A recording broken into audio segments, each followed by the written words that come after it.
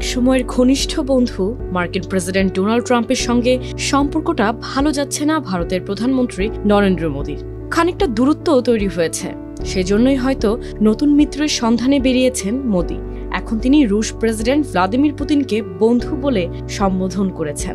এবার চীন সফরে গিয়ে দেশটির প্রেসিডেন্ট শি জিনপিং এর সঙ্গে বৈঠকে রীতিমতো উচ্ছ্বাস প্রকাশ করেছেন তিনি। বিপরীতে শি চীনা ড্রাগন ও ভারতীয় হাতির মধ্যে বন্ধুত্বে জোর দিয়েছেন।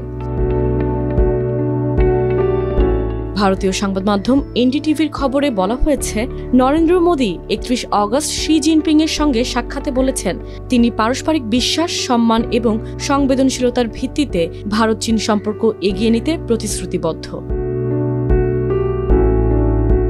চীনের তিয়ানজিনে অনুষ্ঠিত 2 দিনের সাংহাই কোঅপারেশন অর্গানাইজেশন বা সাংহাই সহযোগিতা সংস্থা এসসিওর সম্মেলনের ফাঁকে সেই সঙ্গে সাক্ষাৎকালে মোদী আরও বলেন, সীমান্ত ইস্যুতে দুই দেশ নতুন করে ভাবার পর শান্তি ও স্থিতিশীলতার পরিবেশ সৃষ্টি হয়েছে।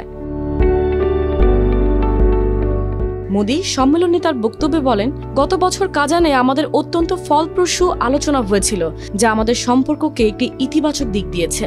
সীমান্তে দুই পক্ষ সংঘর্ষ থেকে বিরত থাকায় শান্তি ও স্থিতিশীলতার পরিবেশ সৃষ্টি হয়েছে। মোদী বলেন, দুই দেশের 280 কোটি মানুষের স্বার্থ আমাদের সহযোগিতার সঙ্গে যুক্ত।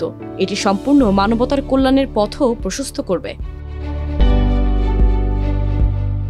শি জিনপিং তার বক্তব্যে বলেন, ভারত ও চীনের জন্য বন্ধু ও ভালো প্রতিবেশী হওয়া গুরুত্বপূর্ণ।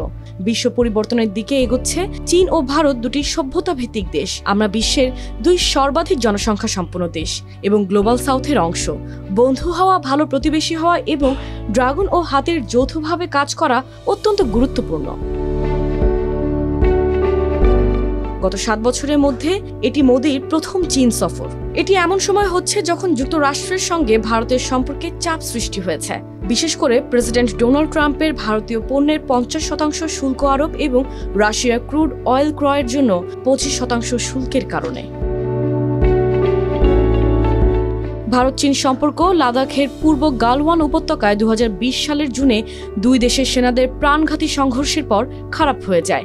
সীমান্ত সংঘর্ষ কার্যত শেষ হয় যখন 2024 সালের অক্টোবর মাসে চূড়ান্ত হওয়া চুক্তির আওতায় ডেমচোক ও ডেপসাংয়ের শেষ 2টি পয়েন্ট থেকে উভয় পক্ষ নিজেদের সরিয়ে নেওয়ায়।